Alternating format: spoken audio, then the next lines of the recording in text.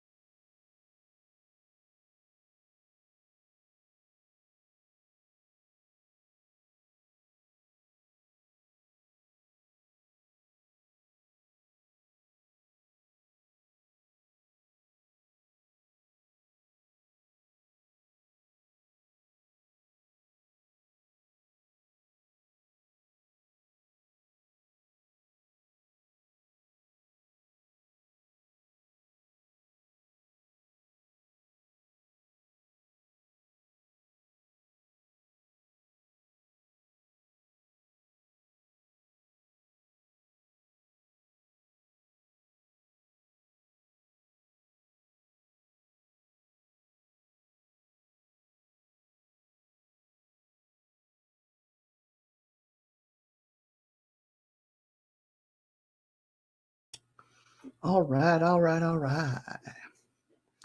Making sure everything is up and working right.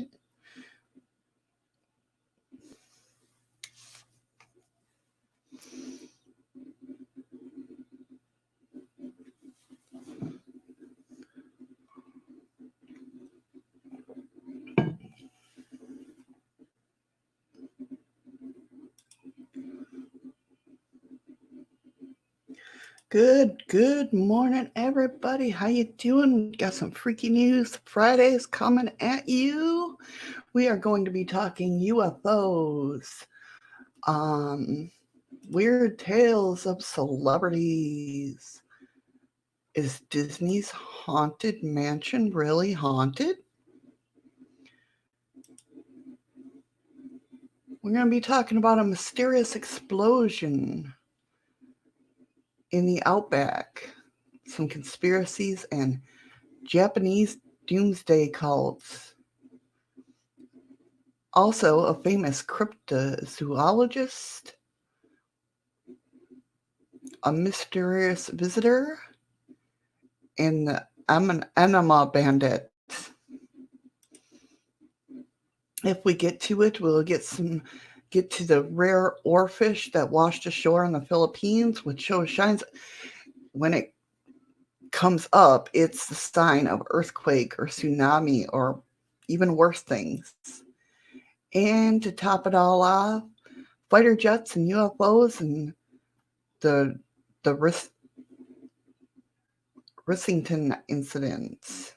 So let's go ahead and get started. Dun, dun, dun, dun.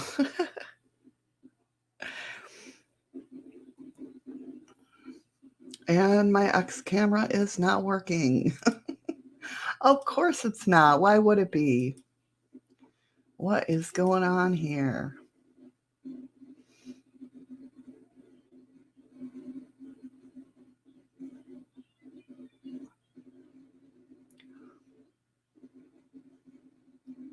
Let's get this up and running. Come on, come on. You can do it.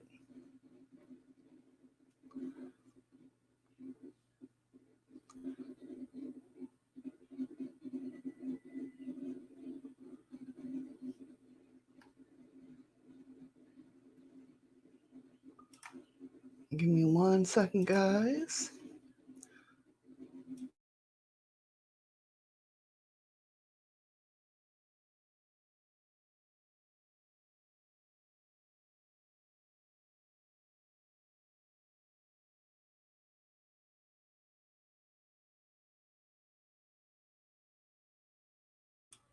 There we go. Hey, Jin's Jost Adventures, how are you? What's going on? How you doing today? Well? pull my other thing up there. Of course, we try to go live and shit happens. That's just what it does. It's just what it does. So today, like I said, the first subject we are going to be talking about is UFOs of the invisible kind. What? Let me go ahead and share my screen.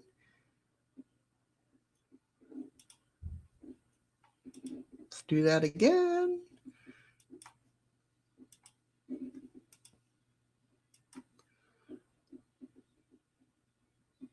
That's good to hear. Good to hear. I like hearing that everybody's doing well.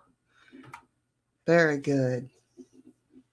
So the first story I'm going to talk about today is UFOs of the invisible kind. And that's really what I've always heard about UFOs, that they have a shielding mechanism. They have they can go invisible.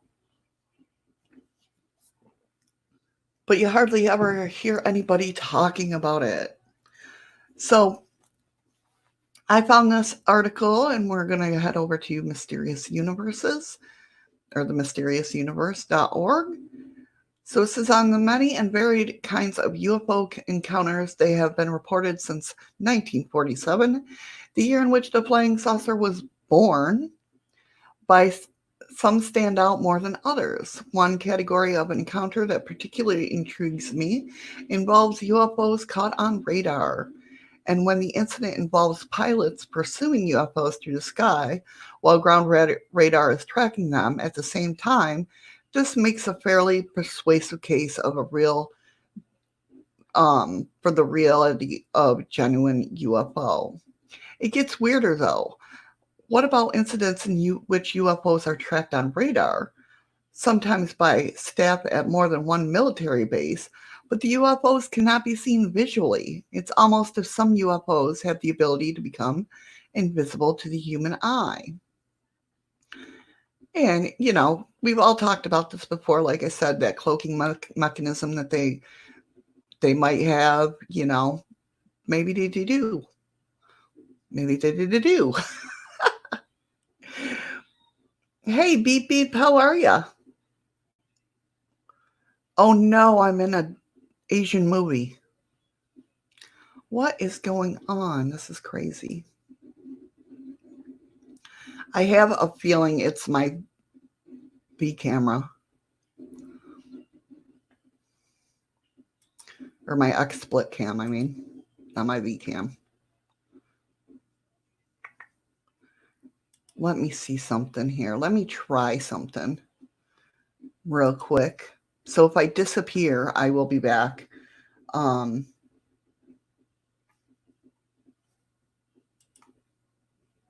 just going to try down and see. Sure, now that I want it to shut down, it won't. Of course. There we go. And let me go ahead and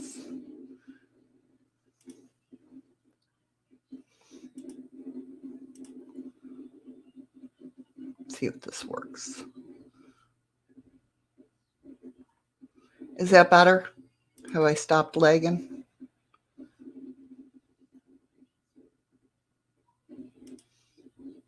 That's not what I want. Is that better? Hopefully. I have a feeling that's what it is. It's my XSplit camera.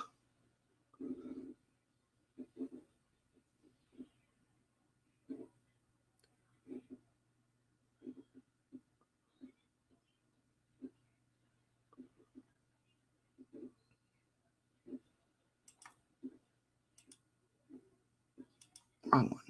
There it is.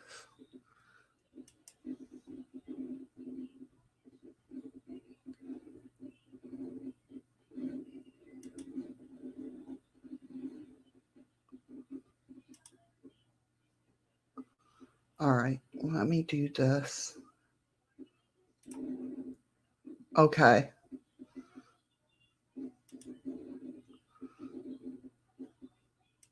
Let me.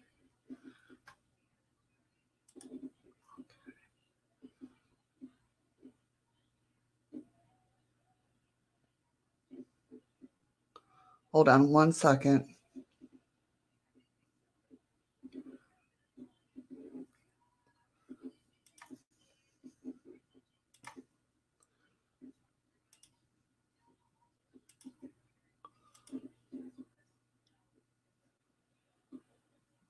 I know it's black right now. Just give me 1 second, guys.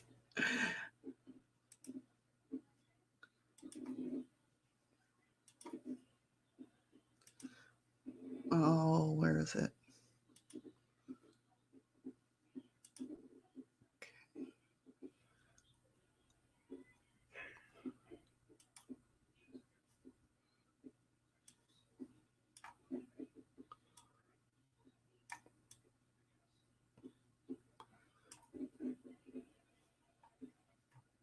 Do.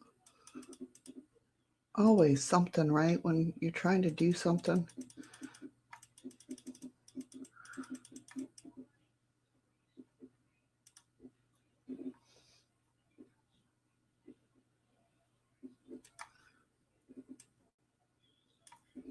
Oh, I don't want to be that big on screen. Sorry, guys.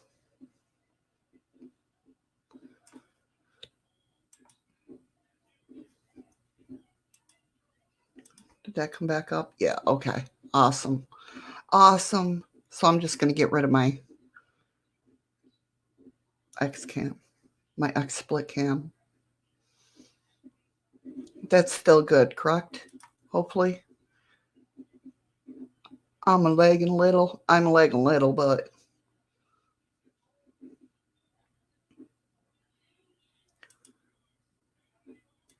all right.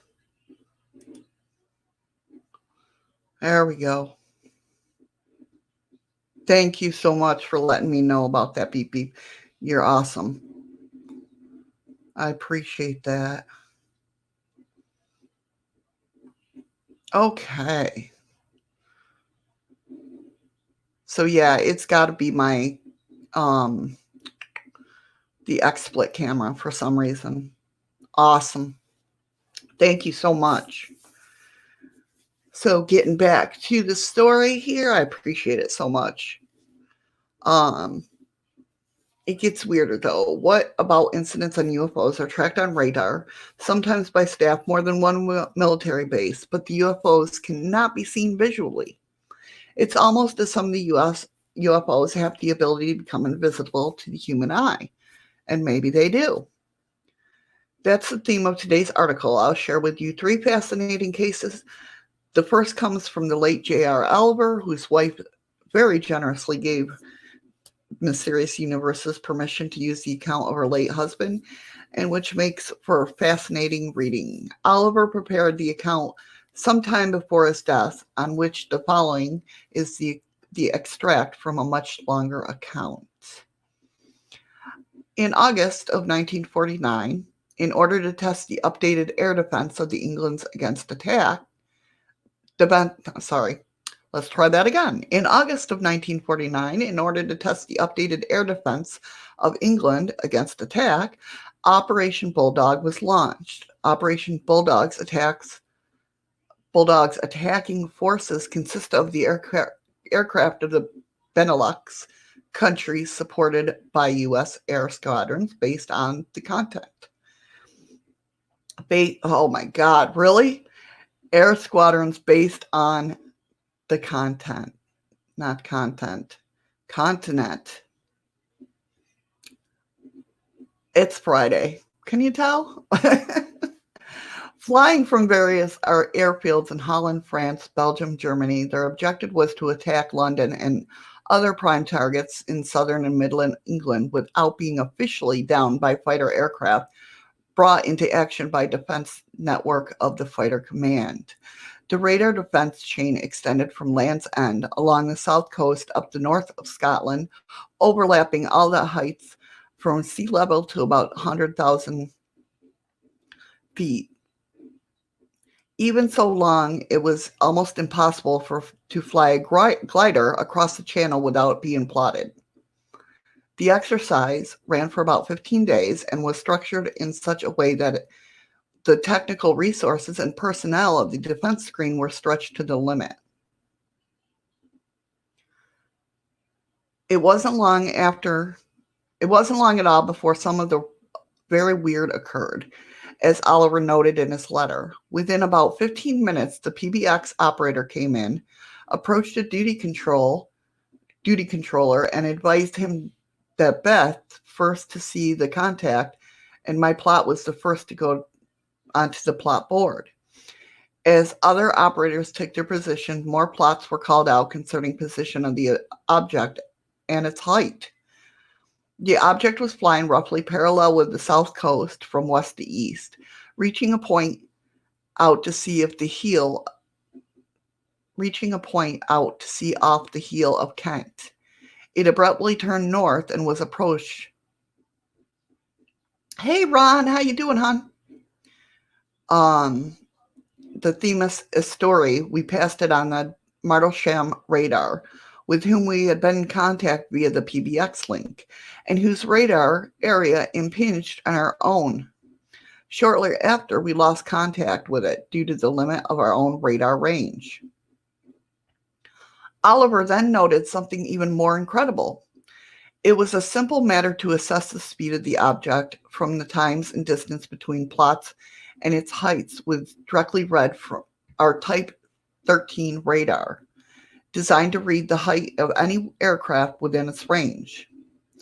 Flying at close to 50,000 feet, the air speed of the object we had observed and plotted in accordance with RAF standard procedures was assured at nearly 3,000 miles per hour.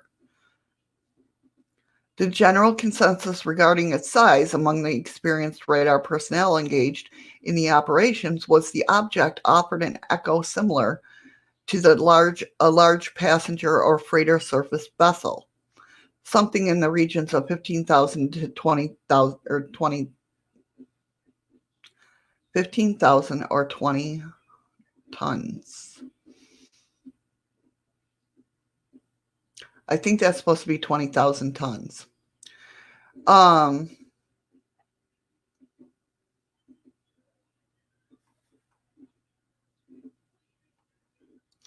Hey, you stealing my money?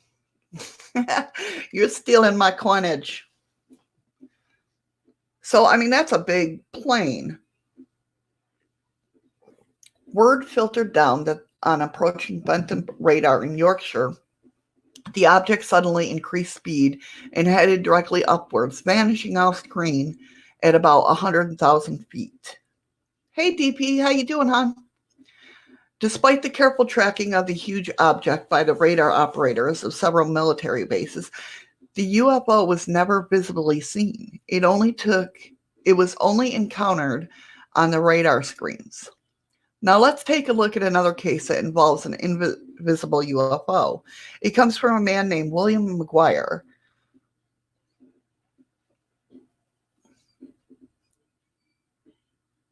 In September of 1952, he was serving the UK's Royal Air Force on radar of his experience in the UFO type that occurred at a military facility called RAF Sandwich in the south of England.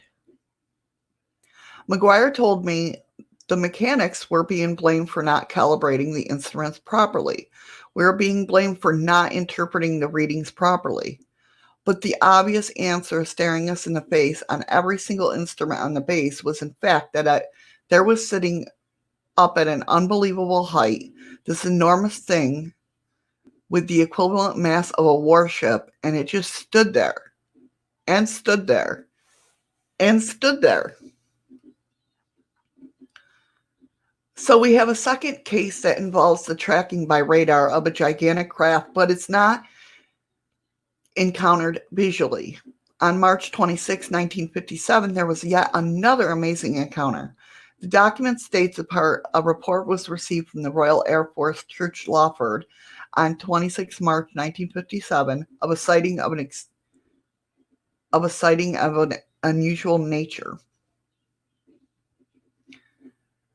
The object moved at a speed timed at exceeded 1,400 miles per hour. This in itself was unusual as the object had accelerated to the speed from a stationary position. No explanation has yet been found for this sighting, but a supplementary report included a copy of the radar pilot was requested and received by Church Lawford this afternoon. It's important to note that the sighting was seen on radar. Yet again, nothing was actually seen in the sky. Invisible UFOs? Maybe there is, however, another explanation. Very different, but intriguing. And that he'll get into part 2 of this article, which I haven't found part 2, so. Oh, thank you. Thank you, Blue. That's awesome of you. Thank you so much. How you doing? So yeah, I mean, we all know, I mean, maybe we all don't know, but that these UFOs apparently have a cloaking device. But you think they would master the cloaking of our radar? I don't know. What do you guys think? Because that's what I've always heard in UFO lore or theories, that UFOs are up there all the time. We just can't see them because they're cloaked. Good to hear. Good to hear that you're doing good. I like hearing that.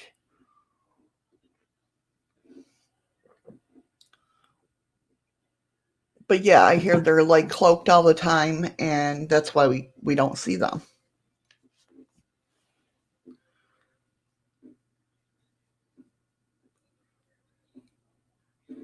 The second story we got going on is dun dun dun. Weird tales of celebrities and strange cults. Now we know that this isn't Scientology, I promise. I mean, they might talk about it, but you know. But so do you guys believe that like Scientology, I mean, this doesn't, like I said, it's not about Scientology, but there's strange cults in the celebrity people's times. Is that why they get famous?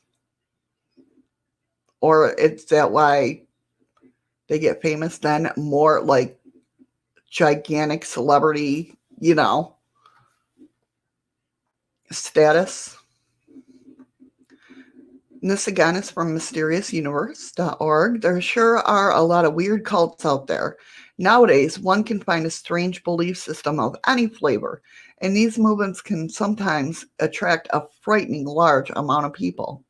Yet, while you may think that such strange cults attract only gullible nobodies, it's not that simple. Okay, they do mention Scientology, but you know. If organizations like the most famous Scientology has taught us anything, is that even the most high-profile celebrities can be pulled into these belief systems. But you may not be aware of just how deep this can go. Here we will look at perhaps some of the lesser-known cults that managed to ensnare beloved celebrities over the years. Thank you for... You do that just to scare me.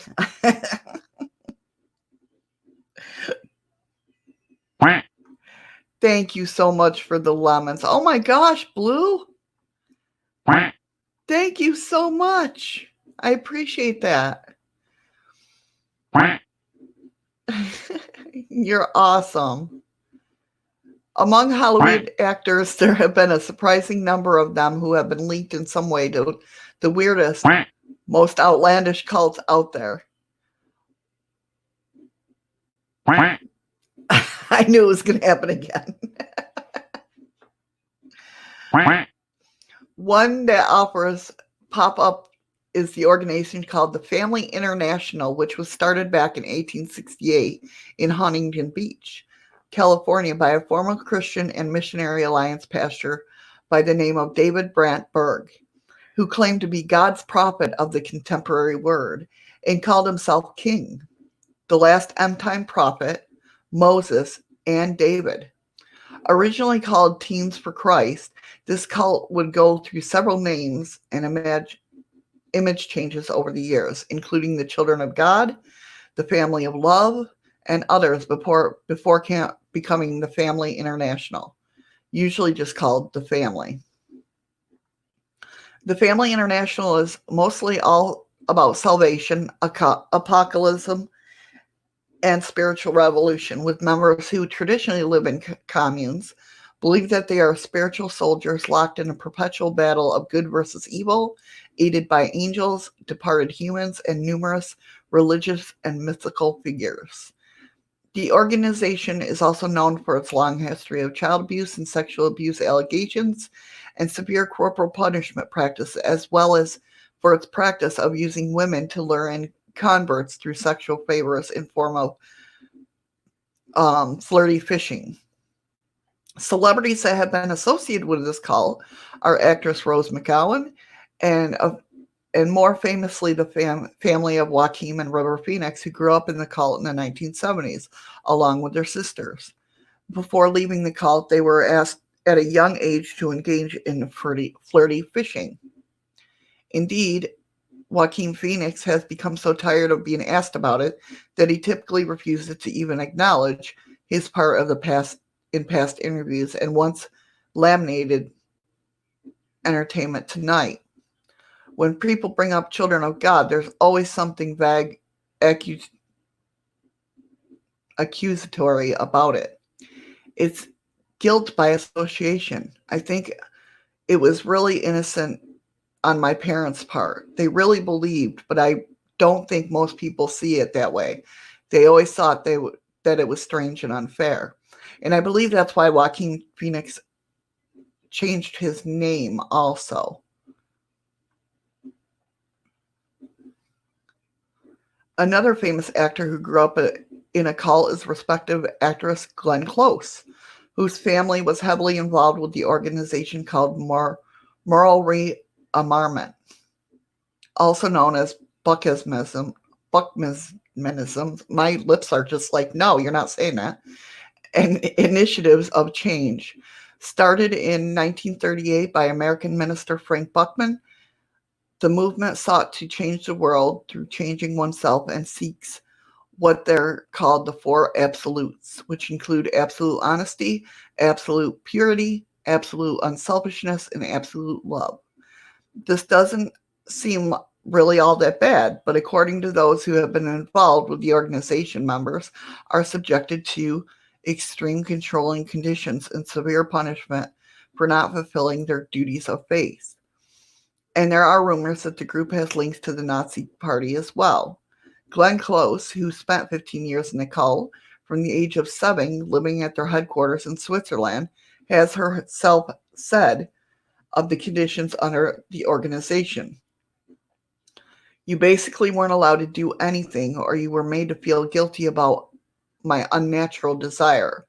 If you talk to anybody who's in the group, that basically dictates how you're supposed to live and what you're supposed to say and how you're supposed to feel from the time you're 7 till the time you're 22. It's a profound impact on you. It's something you have to consciously overcome because of all your trigger points are wrong. The next cult to show up here is what's called Christian Science, which was developed in 19th century New England by Mary Baker Eddy as the Church of Christ scientists, and describes themselves as more or less aiming to bring back primitive Christianity and the lost element of healing. In very basic terms, they believe that the reality and the material world are all an illusion, and the only spiritual realm is truly real. As such, all sickness and disease are likewise just an illusion. Now, I've heard this more and more lately from people. And that anybody or anything can be healed by pure faith alone. As you may surmise, This basic tenet of eschewing proper medical care are in favor of belief that all physical and mental ailments are basically all in your head, and you just need prayer to fix dangerous, and to fix is dangerous, and that you can only seen in many preventable deaths blamed on listening to that advice, basically, including the founder of the movement herself, who died of pneumonia after refusing treatment. Accusations of manslaughter or or neglect are often thrown around towards Christian Science parents. I've heard of this.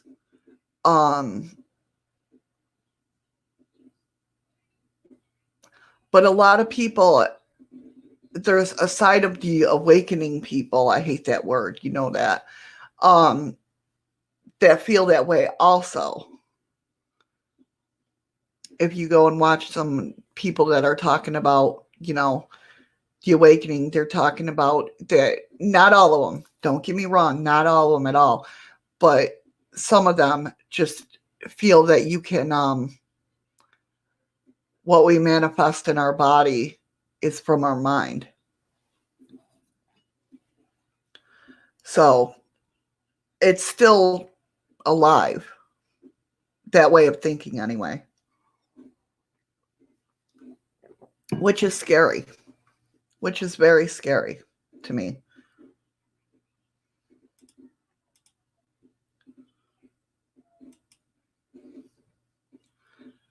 So it goes on to talk about different ones. Val Kilmer has been in there, and it talks about his health deteriorating significantly because of it. He is rumored to have been denied treatment of a tumor in 2015 until it was almost too late. So, I mean, there's a lot of people that's involved with these different societies. One rather new cult not only has an actor as a member, but is actually founded by one. In 2014, Jaden Smith, son of Will Smith, along with his sister Willow, started what they call Organite Society. Hey, Freaky Geek, how you doing, hon?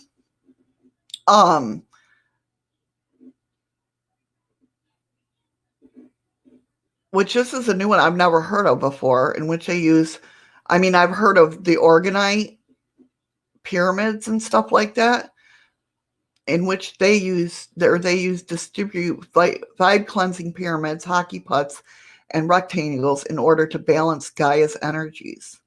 Well, that's good. It all revolves around what's called Orgone. And I don't know if you guys, a lot of people make Orgone pyramids to keep out the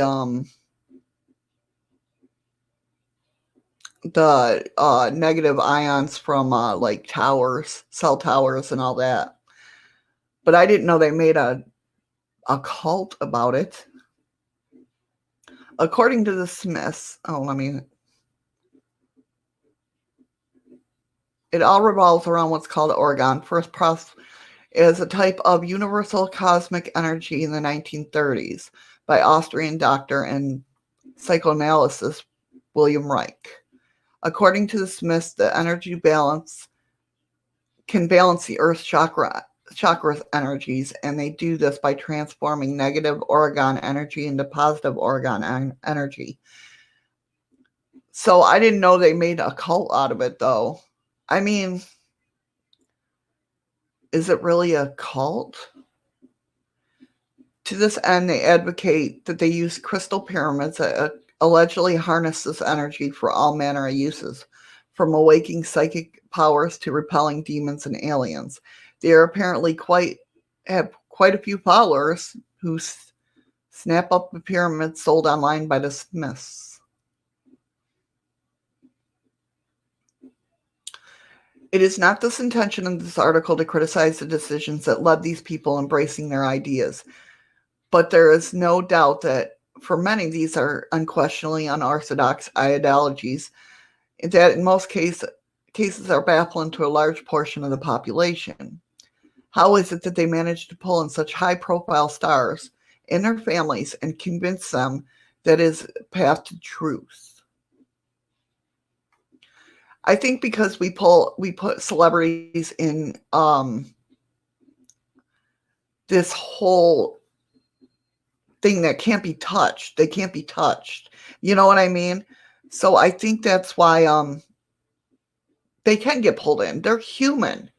They're human people. I don't know. It's just my take on it. What do you guys think? I think we always look at celebrities that, as we can't touch them. I think we're waking up to the fact that I don't know.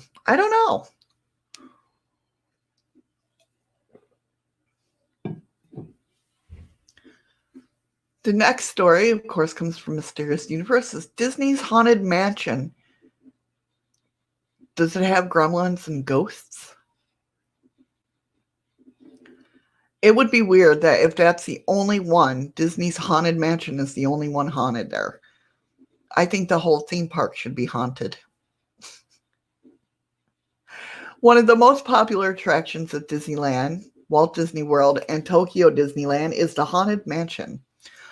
One of Walt Disney's favorite ideas from the earliest development of the original park in California. The old but elegant outside hid one of the top technological operations inside, making ghosts and haunted features so scary, early workers were reportedly terrified, not just by the special effects, but occasionally by real haunted events. Hey Terry, how you doing?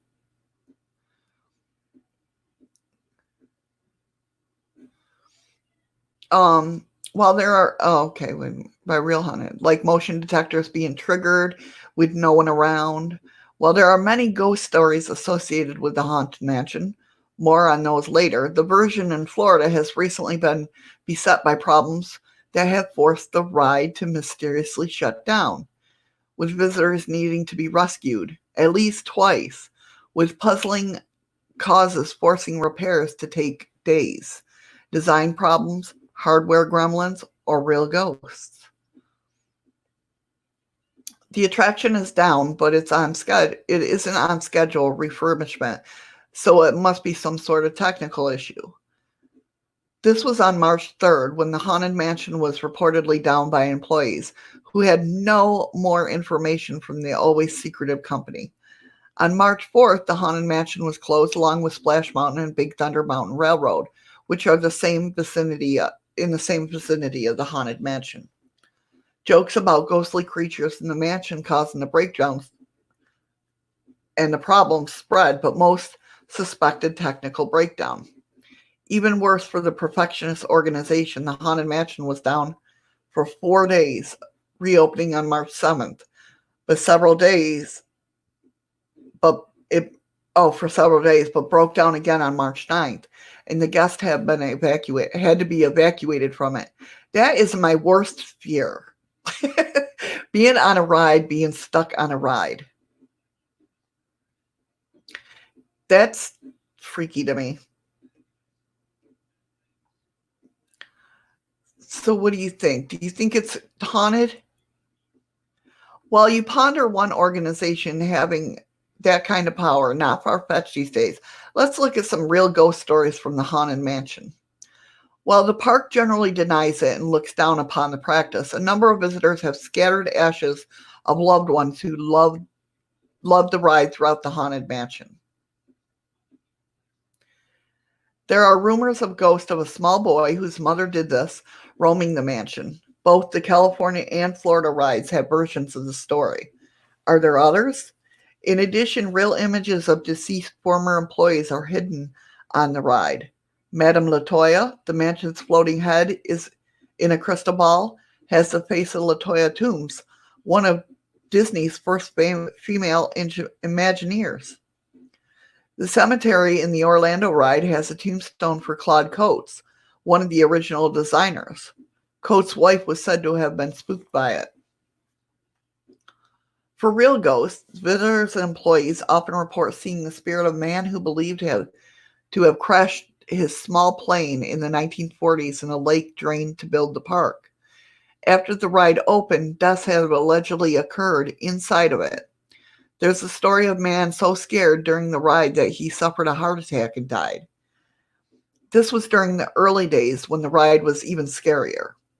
Then there's the story of a teen who stepped out of the car and fell 15 feet, breaking his neck. Both ghosts have been reported by visitors. These and other tales are said to be urban legends by Disney, but the rumors persist, as do the Haunted Mansion ghost sightings. That's what I said before you came in, Terry, was that I think the whole park is haunted. Like, it shouldn't be just around the haunted museum, you know? It should be, welcome back, Freaky Geek. It should be the whole park. Urban legends, real ghost, mechanical gremlins, a mysterious disease.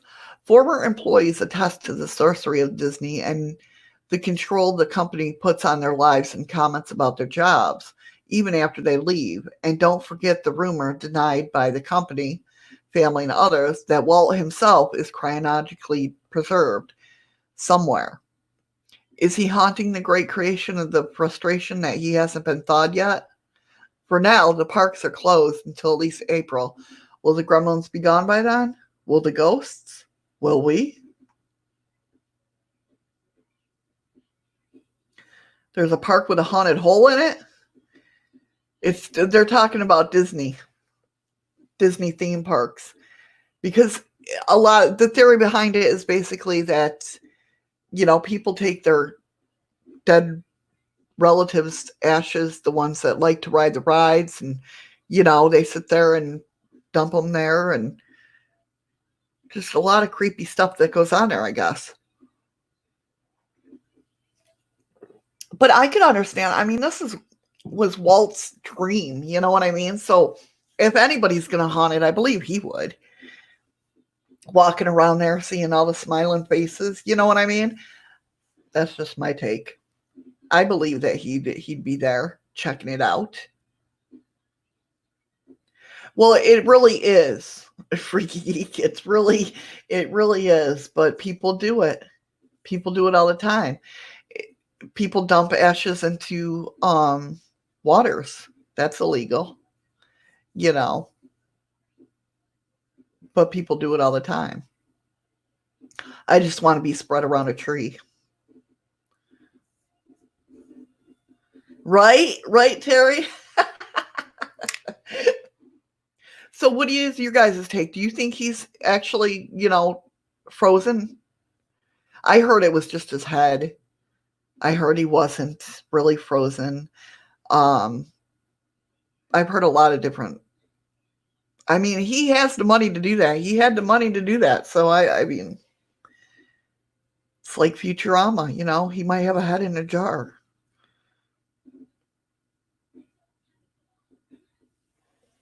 But yeah, I think if anybody would be haunting Disney, it would be him. And the workers, people that's work, you know, put their whole life into helping him come up with Disney and that. I could see that.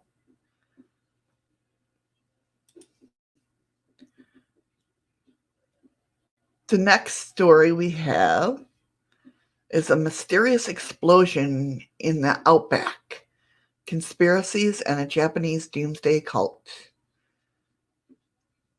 Lying out in the edge of the vast, arid moonscape that is a great sandy desert of Western Australia, in a remote 500,000 acre ranch and cattle station called Banjawarn Station.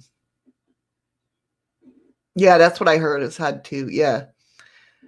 It is barely a speck on the map, a forsaken realm of punishing sun and cracked earth, a place that most people could drive right past without even noticing at all. Perhaps even glad to be on their way from this uninhabitable wilderness. Yet, on the evening of May 28, 1993, this isolated, forgotten place made a name for itself when it rocked by an enormous seismic shock that rattled hundreds of square miles of the desert wasteland and created a huge boom that reverberated through the night. Those few souls who were out in this forbidding area a forbidding place at this time, mostly truckers. Aborigines, I can't say that word. I know what exactly, it's the native people of the land. And gold prospectors would have vastly reported seeing a blindly flash of light, a massive ball of fire, a streaking light, and a huge red-colored flare that shot straight up into the sky.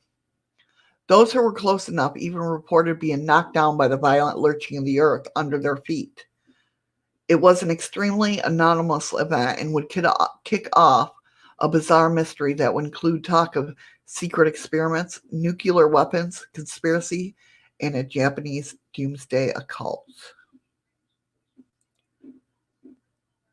Yeah, it really does, Freaky Geek. Cattle does seem to be the center of, like, I mean, it's wild how many mutilations really go on cattle ranches and with no explanation.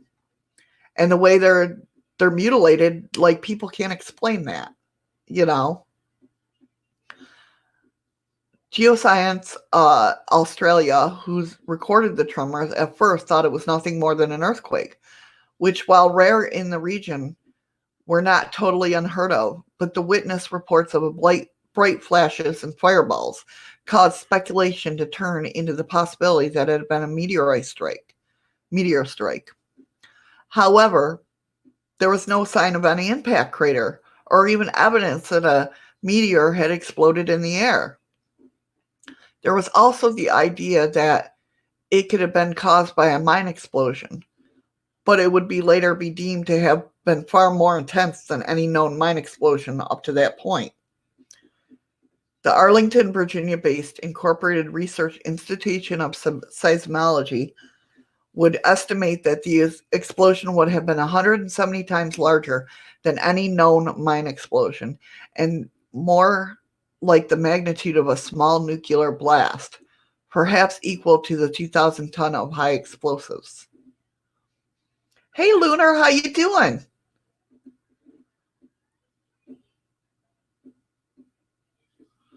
Maybe, Terry.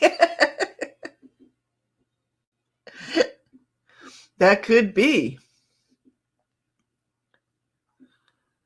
It remains an unsolved mystery for years, and since no one has been injured and it happened in a forsaken wasteland far from civilization, people just shrugged their shoulders and it was quickly forgotten about. That is until March 20th, 1995, when the Japanese doomsday cult, I'm not even going to try to say that, I lied, I'm going to try and say it, Aum Shinriko, shocked the world with its bold sarin's gas attack on a commuter train in the crowded Tokyo subway system. It was a sinister terrorist act that left 12 people dead and thousands more injured and permanently plagued with the health problems. And it would eventually lead to the downfall of leader Shoko Ashara and his followers. But it was also to cast the mystery of the Bajor station in a new light. It would turn out that the cult had been up to all manner of nefarious dealings in the years leading up to the sarin attacks. They had been secretly producing sarin and VX gas and also stockpiling anthrax and other biological agents in order to purge the earth of non-believers in preparation for the end of days. It is all pretty ominous stuff, and it would culminate in that horrific subway attack, meant to just be a taste of what was meant to lead to other more widespread and deadlier attacks on the populace. Yet, before the sarin attack showed just how breathtakingly dangerous the cult actually was, they had been mostly just considered a bunch of religious kooks and were not really on anyone's radar as a serious threat. Indeed, many outside of Japan never would have thought or never heard of them at all. About now, you might be wondering why any of this has to do with a mysterious explosion half a world away from Japan. But you see, the thing is, in 1993, the Bajoran station just happens to be owned by the cult. The ranch had been purchased by the cult in April of that very year.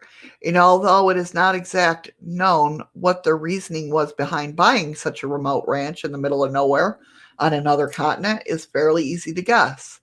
After all, this was a place far from prying eyes, surrounded by desert and well removed from civilization. A perfect place to get up to things one didn't want anyone snooping into it. Okay, Terry, hurry back. Whatever it was the cult was up to and out there, it is safe bet that it wasn't just hanging out raising sheep and cattle. And when you look back in retrospective, it seems awfully coincidental that the seismic event just happened to have occurred while the cult owned that ranch. It is known that the cult was very interested for many years in the possibility of acquiring nuclear weapons or radioactive dirty bombs for their terror campaign. And it would be learned that they had even recruited 2 nuclear engineers from the former Soviet Union.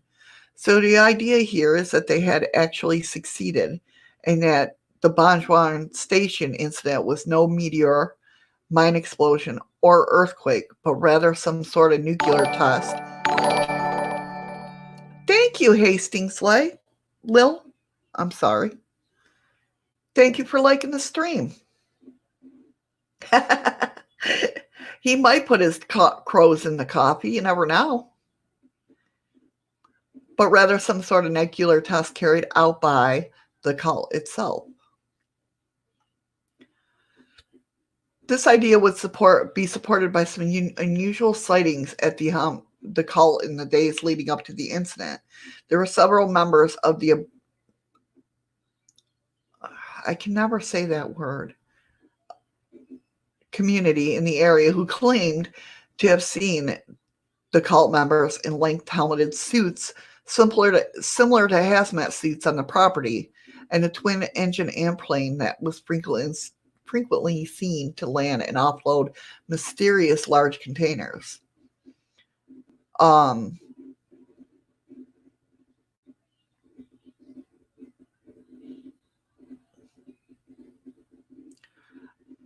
not oh, okay, I will when I get over there. I see what you mean, Lunar. Yeah. Or Lunar, I mean Blue. Jeez. I feel like today's my Monday, I swear. So what do you guys think? Do you think that's what it was? Was that explosion, was this occult trying to get a nuclear bomb? I mean, that's crazy.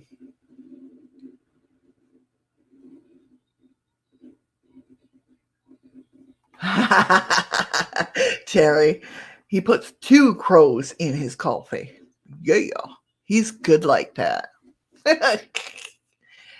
So another wild conspiracy theory that with regards to the occult or to the cult and its connection to the explosion, that it wasn't nuclear weapons at all, but rather some sort of seismic weapon, an earthquake machine. That actually ties in with the whole California when they were going through their earthquakes. Everybody said that was a theory going around. And I was actually going to do a show on it. I don't know what happened. I think that was in the time that we were moving upstairs. But where they were blowing up underground bases in California because of all the stuff that was going on with Epstein and all that. Right, Terry? I know. So they think they came up with this earthquake machine. And apparently some of the cult members had been studying the work of Nikola Tesla's electromagnetic earthquake-inducing machines technology. The article would state the cult apparently sent a party of its members to the former Yugoslavia to study the work of Nikola Tesla, the discoverer of alternating current who toyed with the theory of seismic weapons before he died in 1943. At the Tesla Museum in Belgrade, the members seem to have reviewed Tesla's theses and other research papers concerning such electromagnetic weapons. Yeah, exactly, freaky. Yeah, I'll put it down for a show. Definitely. I think because it passes in the news, so I always think, oh, it's too late to talk about that. You know what I mean? But yeah, I mean that's one of the theories of why California was having all those earthquakes, and that was because of the fact that with everything going on with Epstein and everything, because he hadn't committed suicide at that point in time, um, they were getting rid of old records and that and blowing them up.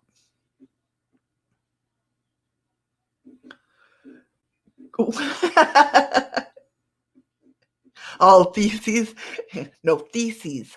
His thesis, not feces. Yes, nobody needs to be going rummaging through crap. Yeah, I agree with you there. I wouldn't want that job. I wouldn't want that job at all. It says the problem is there's no such equipment found on the property, and the earthquake inducing technology is not believed to be possible with the current technology, perhaps out of the realm of possibility entirely, making it seem unlikely that this rogue cult could have been successfully developed it, no matter how well funded and connected they were. At the end, the official reason for the Bajan Station incident was that it was most likely the result of bolide, which is type of a very bright meteor that explodes in the atmosphere. But yeah, why are they going to put that? This is what I mean. People, the official reason, but yet they couldn't find anything about a meteorite. That's why nobody thought about it for years, because it happened, but yet they didn't find a meteorite or anything like that. So now they're going to do that. Right, Terry?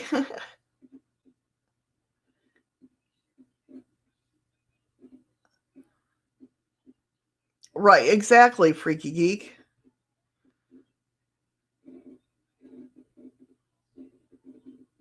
But I don't understand why they got to put an official reason for this when uh,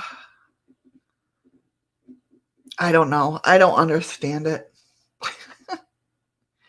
The meteorite scenario is consistent with the eyewitness observation and the energy levels derived from the seismic records. Case closed, or is it? A lot of people don't seem to think so, and the theories still fly, with some even suggesting it might have been a UFO crash. But if they don't find any debris from the meteorite, they didn't find any debris from anything. What happened out there in the desert on that strange evening? Was it just a meteor or something nefarious? If so, what connections did it have to the Japanese occult? So, what do you guys think? Do you think it was them out there testing? Hey, Lisa, how are ya? Right, Ron. Yeah, exactly.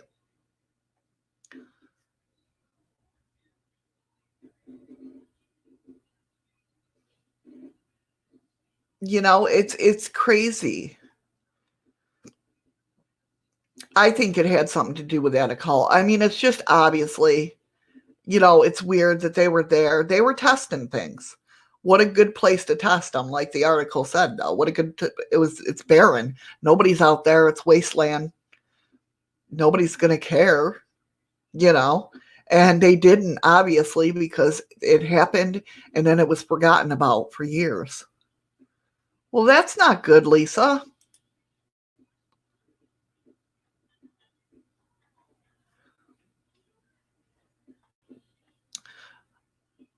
I thought you guys get a kick out of this. A famous cryptozoologist, a mysterious visitor, and I'm an enema bandit.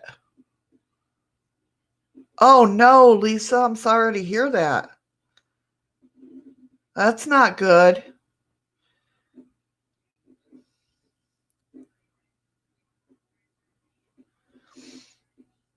With the article, there is little doubt that this article is the strangest one I have written. This again comes from Mysterious Universe. With that being said, let's go to the story, which is just about as bizarre as the title. The leading figure in the field of cryptozoology is Loren Coleman, whose involvement in the subject of creature seeking dates back for decades. I'm so sorry to hear that, Lisa. Yeah.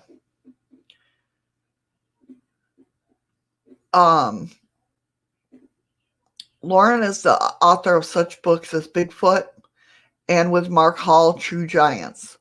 Also, he runs the International Cryptozoology Museum, which is based in Portland, Maine. In the early years of the 1970s, Loren spent a considerable amount of time digging into the mystery and controversy surrounding the Mad Gasser of Mattoon, as well as other similar strange entities. Back in the 1940s, the people of Mattoon, Illinois were plagued by a sinister character, and I've never even heard of this. I'm going to have to check this out.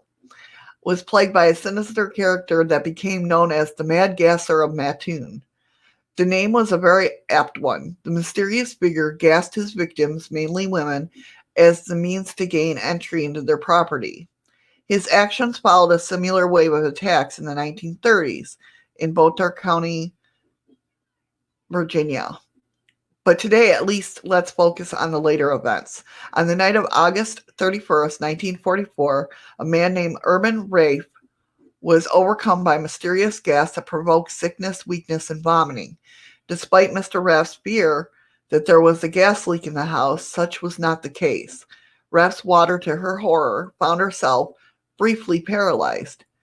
As among the gasser victims was Mrs. Bert Kearney, who lived in Mattoon, too. On the night of September 1st, 1944, Mrs. McCarney was hit by what was described as a sickening sweet odor in the bedroom. It was the case with Mrs. Rafe, too. The gas caused temporary paralysis in her legs. It also resulted in a burning sensation to her lips and parched feeling in her mouth.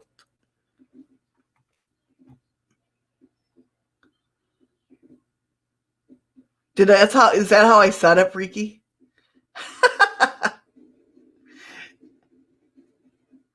Did I say it that way? Did I say animal wrong? I mean, that was the whole purpose of me doing this, because I thought that was a funny title. Mrs. Kearney cried out for her sister, whose name was Martha, and who came running to see what was going on.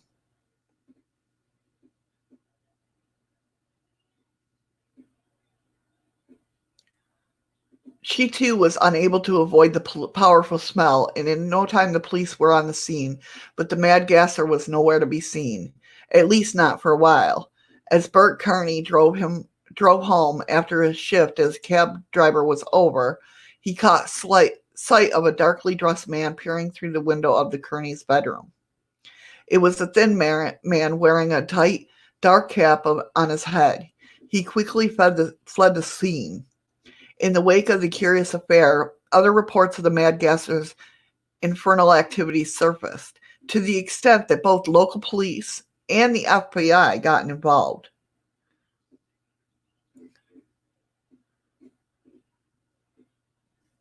Oh, okay, for Yeek.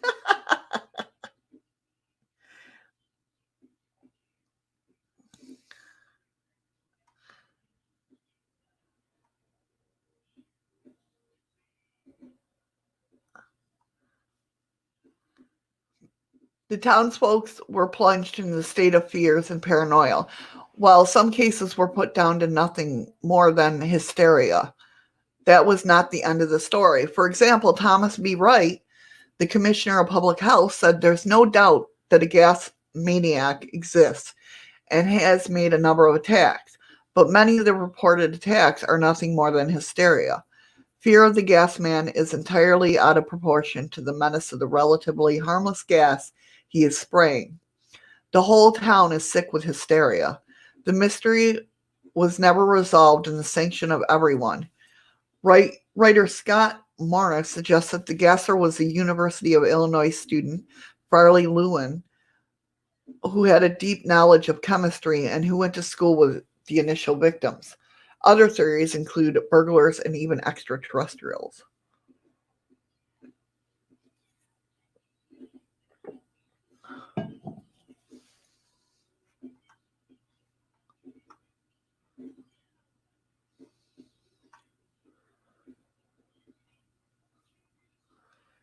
Now we come to an equally unusual character, the aforementioned Enema Bandit.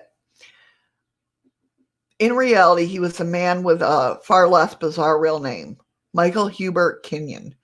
The bandit, in Lauren's own words, targeted co-eds, picked out the most overweight of 2 or 3 bound women, and gave them enemas. As Lauren dug further in the activities of this character, he found that the bandit had targeted women in California, Kansas, Illinois, and Oklahoma. Lauren explained to me his reason for looking into the matter.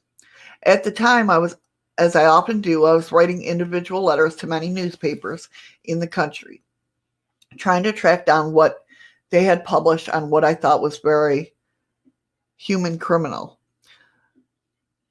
The pattern of similar activities that were directed to many women victims interest me in the terms of configuration of the Mad Gasser attacks. I wanted to make certain that any bizarre human examples that seemed to follow with random model of the Gasser being compared.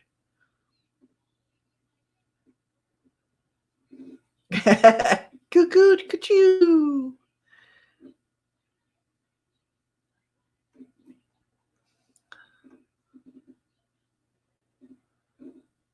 It was it was at the very height of Lauren's investigation that something very strange happened. At the time, Lauren and his then wife Toni Marie were living in Decatur, Illinois on El Dorado Street. Late one night, there was a knock at the door on their apartment. Lauren tells a story that gets stranger and stranger. A darkly suited, very thin man who said he was with the Decatur Police Department stepped into my life. He identified himself as Detective Lieutenant Applegate. I don't recall seeing an ID, as those were much more trusting days. He said he was checking to see if I was the Enema Bandit and why I was digging into the story. He said I should stop researching this series of cases. It was a startling encounter. He justified this by noting that since the Enema Bandit appeared to like media attention, he did not say how he knew this. I was targeting myself with my letters asking for articles on the Enema Bandit. It seemed to make sense at the time.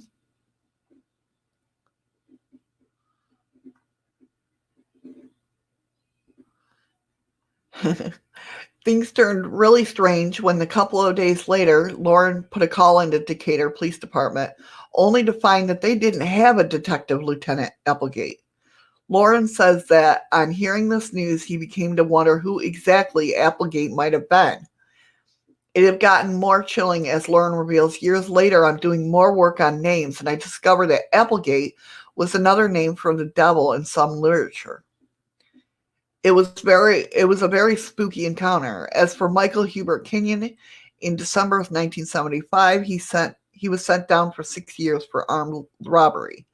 Lauren never again heard from Detective Lieutenant Applegate, whose late night appearance, thin form, dark suit, and warnings made him the absolute definitive Men in Black. So do you guys think that this Applegate, I definitely think that the Applegate guy was the Enema Bandit. That's crazy.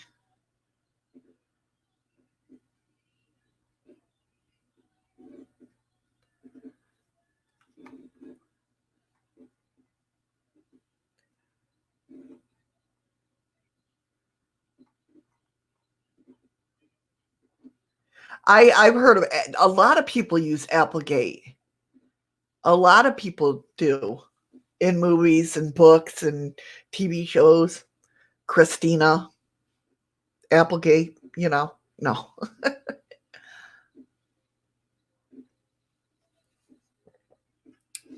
Who knew that it was the devil's name in some literature? That's crazy.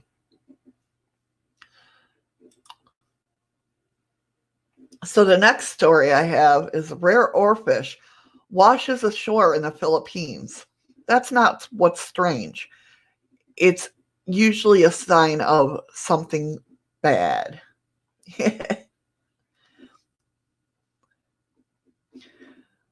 One of the mythical harbingers of underwater earthquakes that may actually have some scientific merit is the appearance and ultimate demise of a rare giant oarfish, usually dead or dying on the beaches near shorelines that are prone to earthquakes or tsunamis. Yeah, yeah, Christy, that's who I thought of when I heard Applegate. That's the only name I knew, but who knew that in some literature it's the devil's name? The world's largest bonefish generally stays deep and sensitive to subtle water changes and possibly methane or carbon monoxide leaks, which could precede earthquakes. However, these mythical messengers of Ryu, the dragon god of the sea, have been seen before other natural disasters, and residents of Sergio del Norte, Philippines, are wondering if the one washed up earlier this month is a warning of an earthquake, nuclear pollution from the Fukushima disaster, or perhaps even the coronavirus. She was the daughter on Married with Children. Freaky Geek. She was the blonde. Ditzy one. The 14-foot long creature has been seen. Concerned locals on the sand in Sergio del Norte, the Philippines, on March 3rd. Locals took the oarfish from Punta Beach in the town of Tiango Mamino, I don't know, to be treated, but it later died due to its weakness. The Philippines in the country of the islands, making it both dependent on and controlled by the Pacific waters surrounding them. Underwater earthquakes and their accompanying tsunamis are common occurrences, but science has not yet figured out a way to protect them. So those close to the waters, which nearly everyone in the country, can prepare for them. As such, mythical harbingers are still held in high regard by many. The giant oarfish is one of them, as evidence seen by the efforts made to save this one on Punta Beach. Let's see this video. I've never seen an oarfish. I've heard about them.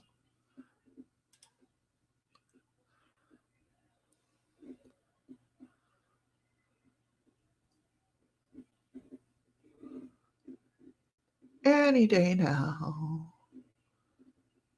Any day now.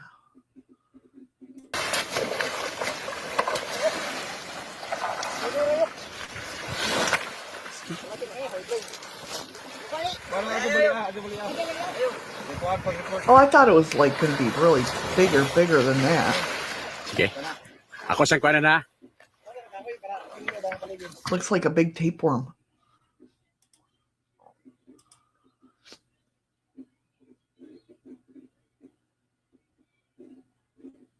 Oh, well, there's a big one, yeah. The giant oarfish can reach 56 feet in length. So that must have been a baby that they had. Measuring up to 56 feet in length, the world's largest bonefish is thought to be the real creature behind many ancient sea monsters' tales by the Pacific sailors, both indigenous and invasive. Raijin is the ancient religious practice associated with dragons, which originated in China. I'm thinking that's in China, and moved to Japan and other Far East countries. But there you go, Terry. But yeah, it does look like a big oar, right? Oh, with red things on her head? No shit. Sending a dead oarfish to the surface, people, it was a bad sign.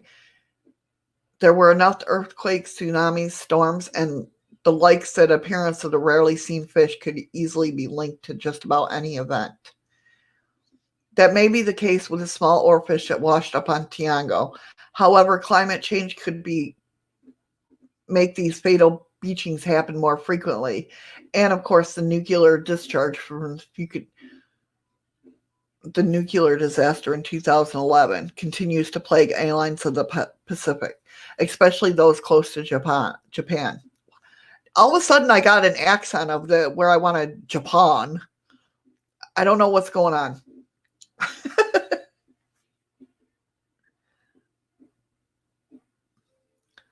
Could be that this oarfish is a warning. I mean, if they take it as a warning, I mean, while there's no evidence of fish being affected by the coronavirus, it has been linked to the strange ant-eating, scale-covered pangolinian antibats, both creatures of mythology, special powers, and fear. Pangolin. That's pretty wild looking. That looks like a armadillo, though. It reminds me of an armadillo anyway. That's pretty cool looking, though. Researchers know that fish, TB, also called fish tuberculosis, can be transmitted to humans from fish. Like COVID-19, tuberculosis affects the lungs. Could be the mythological oarfish be the warning to the Philippines to be ready for a different lung disease? Those are remote dots to connect, but the ancient ways have been often proved reliable, and even in modern times. If artificial intelligence isn't helping, maybe it's time to turn to oarfish intelligence. We'll keep an eye out for more oarfish, just in case. So crazy, right? I mean, and there's a lot of old-time myths that actually do work. I mean, it's not like, the ancient people were stupid. They knew what to look for, and, So what do you guys think? Do you think the oarfish is a signal for something significant? I can understand the whole, the sea dragons and stuff like that from the oarfish, especially that 56. I mean, that looked like the one that we caught. We looked at that one bridge that they thought it was Nessie, or at least not, or like Nessie. But I can see that being confused for a Nessie type creature. Definitely, especially that big 56-footer. That's huge. I'd be definitely scared of it if I was in the ocean or whatnot and saw that thing.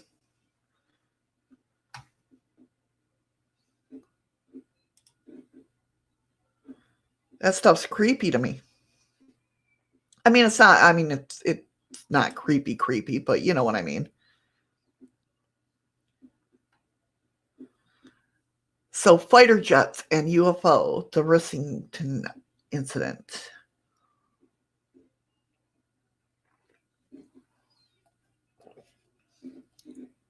Yeah, I can definitely see that being sea serpent, or people thinking it's a sea serpent.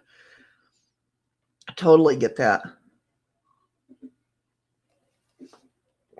All right. Yeah, a ground pangolin. Now, didn't that look like an armadillo to you? I wonder if they're related. Or if it's just the same thing. I don't know. Or is a pangolin more like the lizard, the big lizard, the dragon, Komodo dragon? That's it. Couldn't think of the name. I don't know. Either way, if that thing was chasing me, bye-bye, dude.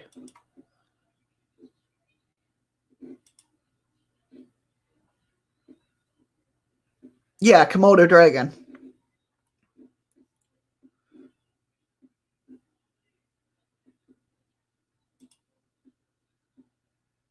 That would freak me out. If I seen that thing run into me,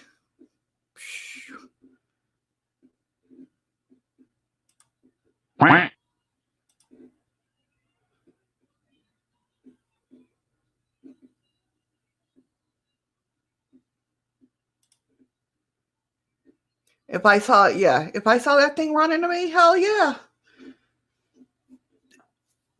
Does it look, Ron, do you know about pangolians?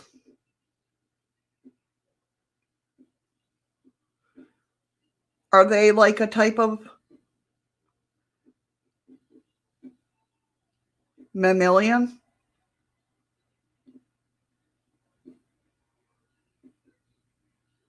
So it was like, so they're basically like armadillos. Yeah, a Komodo dragon dressed up like an armadillo.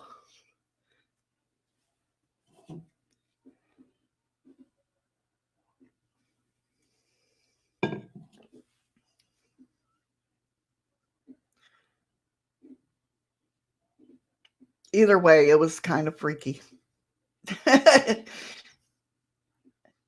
I always get nervous. I always think of Komodo dragons and I think about them, how they run. I mean, they're fast little suckers. Armadillos, not so much, but they don't scare me as much. But Komodo dragons and like something like that running after me freaks me out. So fighter jets and UFOs, the Rissington incident.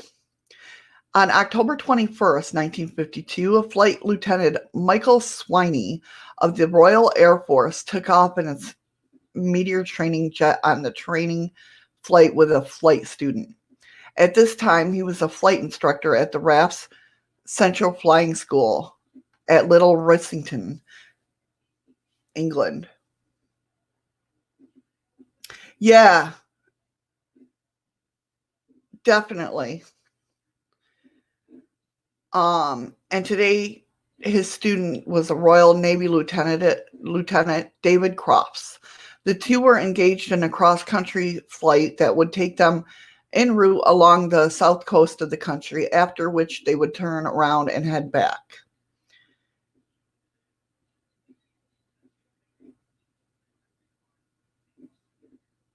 Yeah.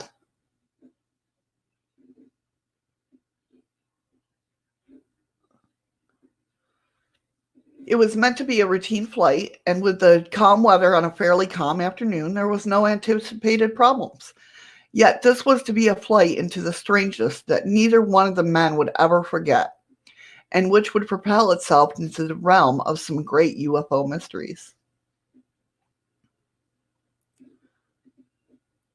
The flight went according to plan at first, with a perfect takeoff and climb up through the cloud clover.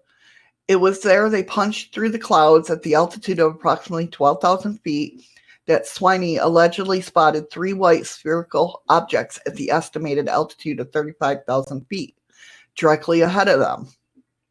It was the pilot's first impression that these were parachutes, but as they drew closer, it became very obvious that they were something stranger. He would say of the objects, "It was something supernatural. I immediately thought, of course, of saucers, because that's actually what they look like. They were not leaving a condensation trail as we were. They were circular and appeared to be stationary. We continued to climb twice the height to 30,000 feet, and as we did, so did they, in fact, change position. They took on a slightly different perspective. For example, the higher we got, they lost their circular shape and took more of a flat plate appearance. Like when you hold a tea saucer above your head and look at it, and then bring it down to your eye level. It loses that circular shape and becomes a flat plate.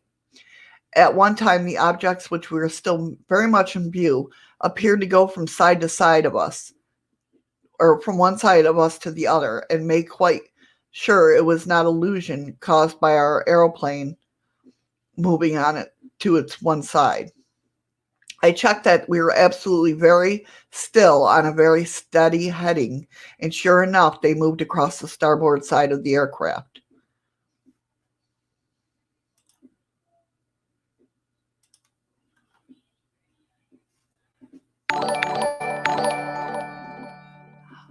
Hi, Marin. Thank you so much for the follow. I appreciate it. Swiney's plane managed to climb 35,000 feet, and they approached close enough to where the anomalous object to see that. Hold on, let's start that again. Swiney's plane managed to climb to 35,000 feet, and they approached close enough to the anomalous object to see that they were devoid of any wings, vents, portholes, fins, or anything else that would have been expected to be a conventional aircraft. And it was also outlandish that Swiney began to suspect that he perhaps was suffering from a lack of oxygen and possibly hallucinating. That would be my thought too. If I sat there and was up in a plane and I'm a pilot and everything, I would definitely think that. What's going on? Why the hell am I seeing this stuff? However, this was put to rest when passenger Crofts saw them as well. Crofts would have described the strange objects thusly. It looked straight through the D window, and there was 3 dots ahead initially. They wouldn't have been bigger than my thumbnail at arm's length, and there were certainly 3 of them. I looked up from time to time and saw that they were approaching and getting further and further apart. What I saw looked like a bottom of a stemmed glass. They were lens-shaped, like an eclipse, and the sun was behind them. And there was no cloud at that height, so it was impossible to tell the size of them or how far they were away. This was unsettling enough that the shaken Sweeney decided to call off training exercise and head back towards base, despite Croft's suggestion that they moved to intercept. As they made their way back to base, Sweeney radioed ground control, air traffic control, and although Sweeney wanted to get as far away from the object as possible, ground control ordered them to turn around and approach the anomalies.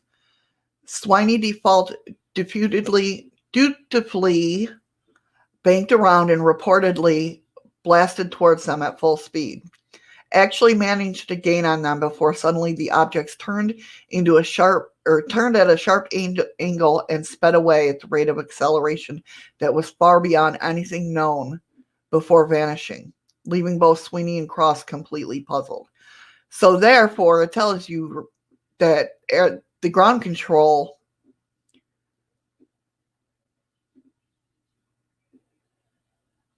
maybe they saw him on radar. I don't know. In the meantime, it turns out that let's read the story, miss. In the meantime, it turns out that ground control interception radar in southern England, designated Sopley, had picked up on the objects, which were moving at around 3,000 miles an hour over the countryside of the southwest of England. This was causing quite a bit of panic, as well as aircraft in the area were meticulously tracked and accounted for, and these particular objects were nothing that was supposed to be there. Considering this was right in the middle of the Cold War and with tensions high, this meant that these unidentified, out-of-place aircraft were potentially a threat to national security. The response was to scramble any available fighter jets immediately in order to assess the potential threat and possible engage. And 2 meteors from RAF Base Tangier in Sussex were launched to join up with Sweeney's plane and offer support. However, they were unable to make visual confirmation. The objects vanished from radar somewhere off the coast of Kent, and the fighters returned to base. I can't imagine being one of these pilots and seeing something up there that close. I mean, I don't know. After this incident, the whole thing was kept remarkably quiet, even though it was also picked up on a private listening station, and there was evidence that the GC headquarters, the government's own secret listening station at Cheltenham in Gloucestershire, had also aware of the events as they unfolded. It seemed that the RAF and the Air Ministry were keen to explain it all away and distance themselves from it all, despite the multiple radar confirmations at the same time, as visual contact was made by Swaney and company. Indeed, at some point, the entire file on the incident report has since just gone away, as if nothing ever happened on that fateful day at all.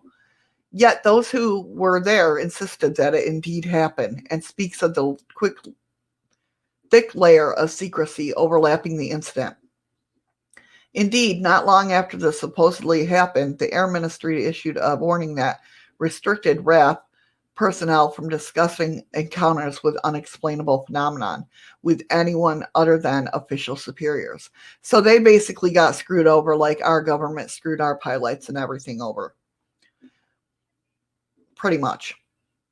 As a matter of fact, the practice of the British Ministry of Defense with regards to UFOs at that time was typically regularly destroyed and disposed of any files pertaining to such UFO incidents, as they were seen as a largely explainable with mundane explanations and were not worthy of funneling resources into. Since this practice was only stopped in 1967, all official reports from before that year no longer exist in any form. However, Swaney claims that in 1974, after decades of the event weighing on his mind, he requested to see the file on the incident witnessed by he and his co-pilot, and much to his surprise, it was actually shown to him. He explains of this. It was then in a position to say that I wanted to see the report I had written in 1952. I simply said I want to see it. And the next thing was one of my staff, a RAF group captain, plonked it on my desk. So I had to look at it. It was all there. And if I remember rightly, I also saw David Kraft's report, which was attached to it. I had to look at it. When I was satisfied, I put it out in the out tray. I should have taken a copy there and then.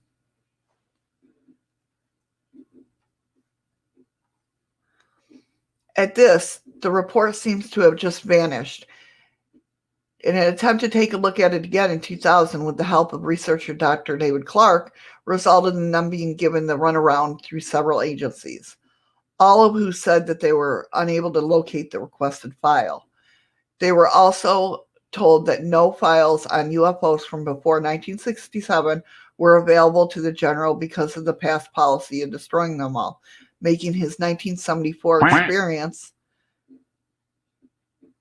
Oh, thank you, Fallen. Thank you so much for that diamond. I appreciate it. Much love to you, hon. So when confronted about his discrepancy, they received no answer for further explanation from the government, and the files seem to have just disappeared into thin air. As far as the Ministry of Defense is concerned, it never happened. Yet Swaney has always remembered adamant that his file did exist, that he saw something truly beyond explainable, and that there was no normal balloon, aerial phenomenon, or other mundane cause that he has said of this. I've been flying for 9 years, and I've seen many funny refractions through windscreens and a lot of other things, but this was nothing of that sort. We tried very hard to explain away what we were looking at, but there's no way we could do that. There was something there. There's absolutely no doubt about it. It was not a reflection. I am completely open-minded. I don't think that there are little green men who are going to suddenly land and get out of a particular looking craft. But I do know is what both David Crofts and I saw something, the likely of which we had never seen before, and I've never seen since. I cannot explain it, but I do know is that I did see, as did he, something which was most unusual. Eli's at the store? Is he getting pizza for all of us? In the meantime, that has gone to be the most on to be the most known as the Rissington Incident, which has been much discussed in the UFO community and has appeared on such well-known TV programs such as UFO Files, the BBC's Time Watch. What happened here with these pilots? Was this phenomena, which are clearly observed by ground radar, all caused by mundane causes, or was it something more? Didn't get pizza? What the hell, Eli? The answers remain unclear, and the Rissington incident has gone on to become a regularly discussed unsolved UFO case that was likely invite debate for years to come. To me, that's just, and you know, that's one of the reasons, like I've said before, that I made this channel, for all the different hold on one sec, let me get my coffee. For all the people that have, you know, sat there and want to tell people their stories but are scared to because of ridicule, and how many lives were affected by the government lying. I mean, now, mind you, my theory is that along the way of all our pilots back in the day seeing all these UFOs, I think the government has agreement with aliens, certain ones. I think certain ones are here with the US, certain ones are in Europe. No, she's probably sleeping. She was up late last night. I know, no pizza Friday. What the hell? She was up late last night, Ron. I know, because she was helping me do my D-Live stream. I haven't seen her, so she's probably sleeping. But yeah, I mean, I think, you know,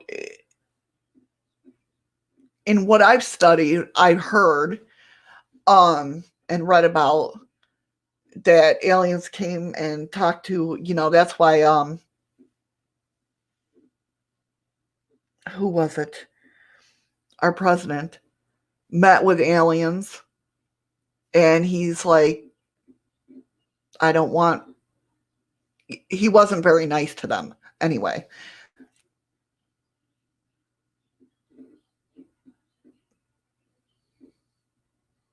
Right? No, it wasn't JFK. Hold on.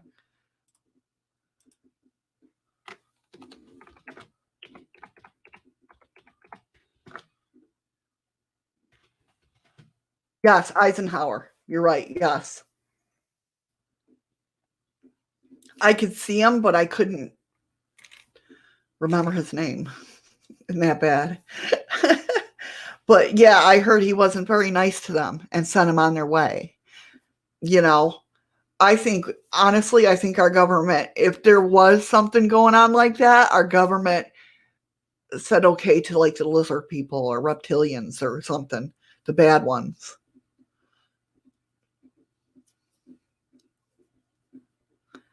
You were close. Well, according to the Blue Book Project, if you guys watched that, last week's episode, apparently Senator Kennedy contacted the Blue Book Project.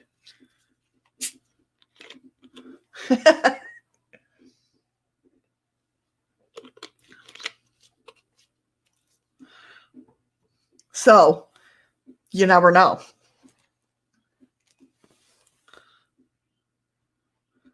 I love the Blue Book Project.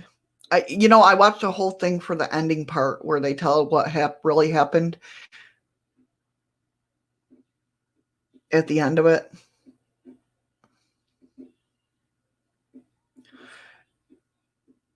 So yeah, I'm excited. I'm excited to I'm going to be streaming on D-Live.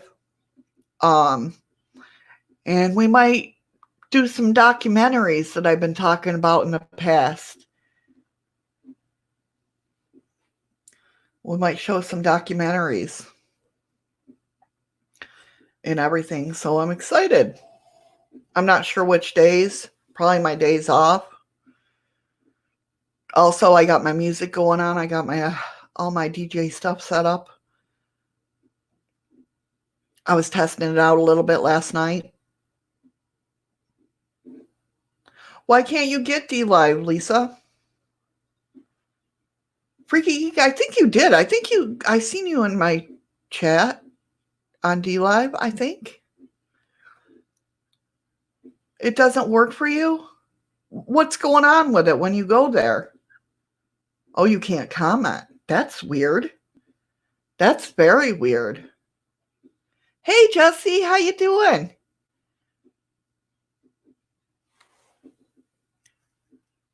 Oh, in case you guys didn't see, I got my own little. I love this. I absolutely love this. You guys can't see that, but in the moon it says Shadows of the Moon. Isn't that cool? That was gifted to me. Good to hear, Jesse. Good to hear.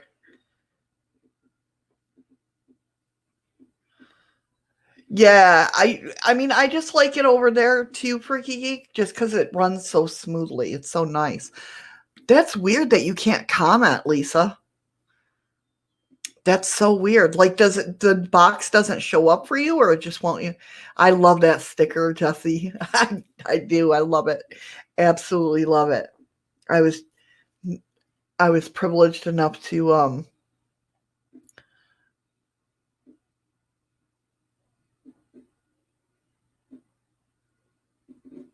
somebody made that for me, Keith, last night when we were trying to, you know, figure out everything why my stream was lagging so much over there. We finally figured it out. So he made me that, and I thought that was the coolest thing. I absolutely love it.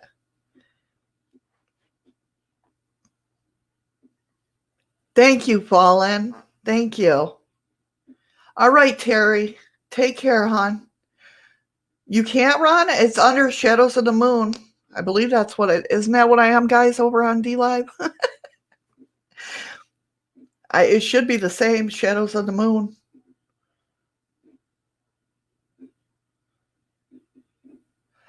Freaky Geek, I didn't go live yesterday for game day. I did miss game day.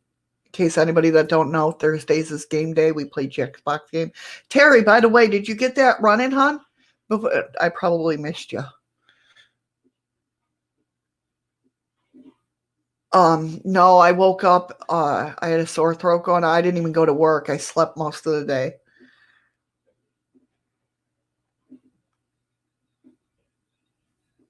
Yeah, I would. Yeah. Um. Okay. Oh, awesome. Now I can get you, Ron.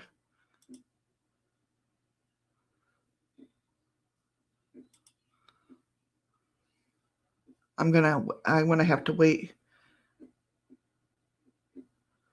Yeah, I did. I all right, Lisa hon, take care. Thank you so much for coming in.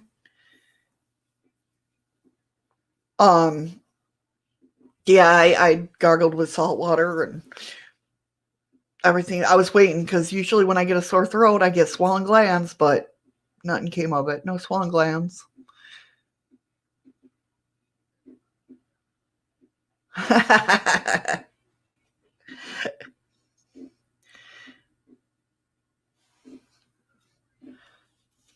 So does anybody have any story? I mean, we got 15 minutes. Anybody have any stories they'd like to share of the weird and wacky news?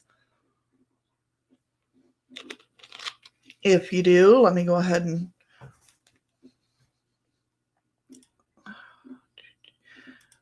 get on the right screen, Missy.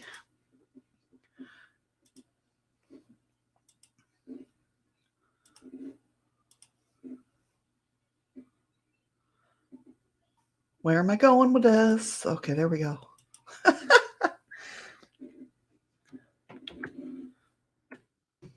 Anybody wants to come up and share some stories? There is the link.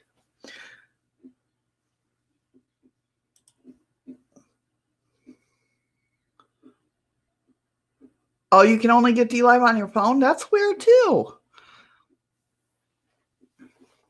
That's odd.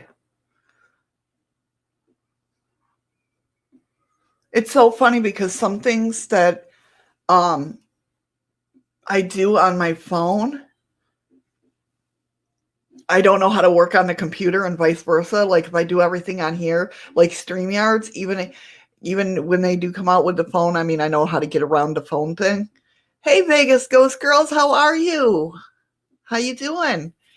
Um, so even if they did StreamYards, you can go on your phone and everything, I would have no clue how to work it because there's certain things that I use on the computer and certain things I use on my phone. So it's like any other way, I'd be like, great, good to hear. All right, Freaky Geek, hurry back. But yeah, so I mean, certain things, I'm learning little things new, I've learned a lot in the past month. I've learned a lot.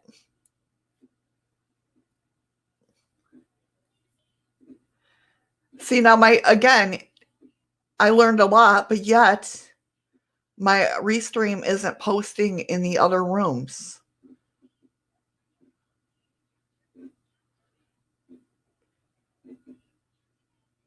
I mean, I can see all you guys, which is good.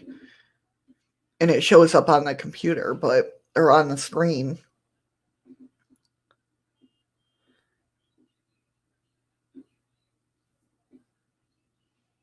Vegas Ghost Girls, I don't know if you could see, but Ron said hi.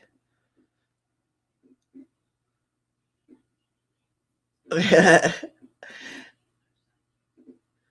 I know. See, got my coffee too.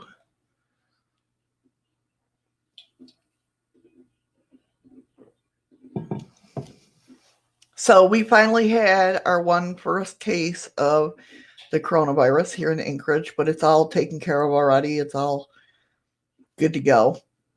One person found that out last night. One person in Anchorage.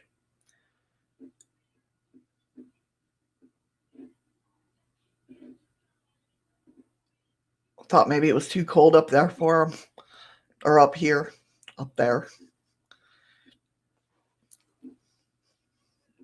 But yeah, so all these incidences. Yeah, New York is too, Vegas. New York is too. I watch that, of course, because that's where my kids are, and see what's going on with them. I'm waiting for their Texas too.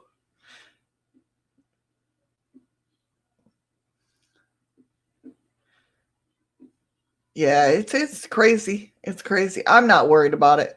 I'm just gonna have everybody. I'll be at the desk, and I'm gonna have everybody stand on the carpet because we have like tile. And I'll be like, stand on the carpet. Don't come near the desk. You throw me your credit card. I'll get you all set and I'll throw you the cards to get in the rooms. That's my plan. Like it's going to work that way, but just toss me your credit card. I'll run it through and get everything situated and I'll just toss you. You can sign the papers later. I'll just toss you your cards, your key cards.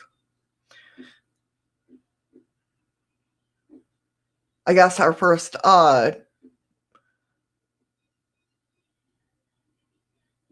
No, Ron, we were the first ones when the people came back on. Remember all the people that came from China that were, U.S. citizens, obviously.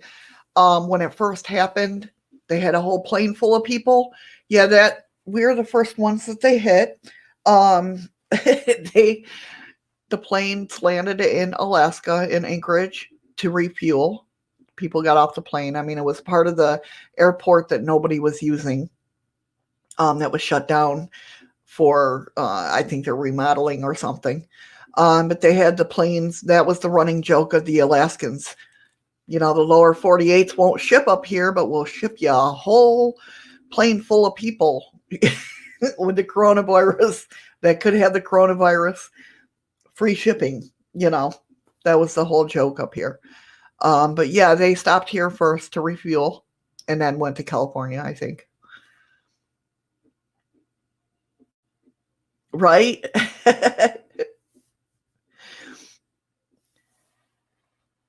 Yes, everybody charter a plane to Valdez.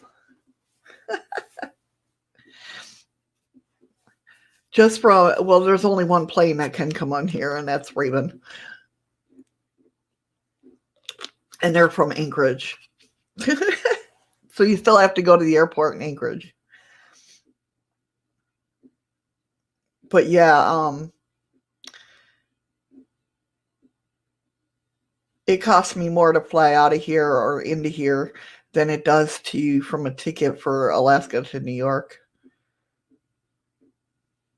That's not true, but it's something like that though. One plane ticket from here to, because it's one of the only ways in, right? So, you know, they got their, it's like $350 just to go to because my for some reason my Restream bot's not working.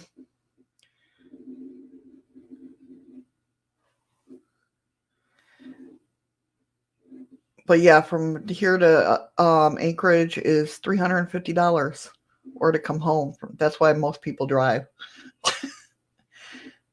And try to avoid the avalanches. That's why I have the chat on the screen, Vegas. So that way, you know, everybody can see chat. Welcome back, Freaky Geek.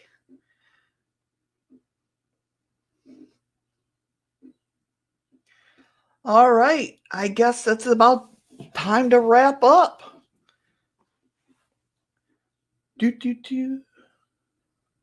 got pinged for my little video that I usually do. You know, thanks for watching and all that.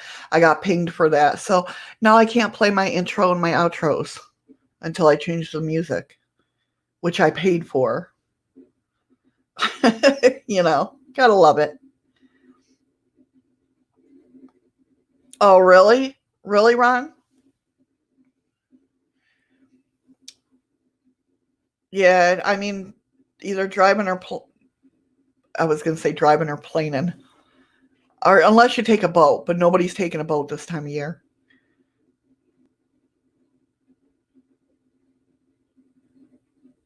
Yeah, they are Freaky Geek. They are. I didn't get like a copyright strike.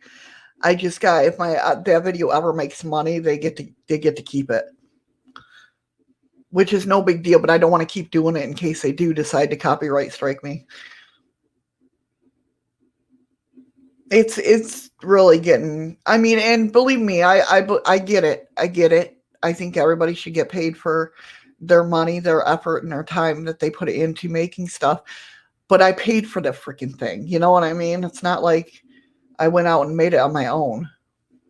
I paid for it. So I don't know. I don't get how anybody can do what they do, but you know, what are you gonna do?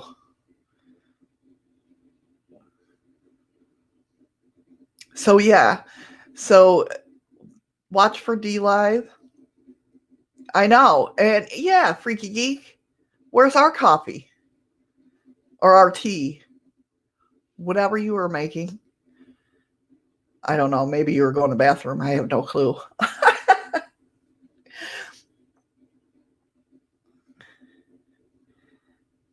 But with that being said, I'm going to get going. I thank you, as always, everybody, for coming. I appreciate it so much. Thank you for all the lemons and the diamonds, and you guys are absolutely wonderful. I absolutely enjoy spending my time with you guys. I really do. Watch me Saturday and Sundays on watch for my things on DLive. Oh, see, you were in the loop. See, I knew it. For after I said, "Where's our coffee or tea?"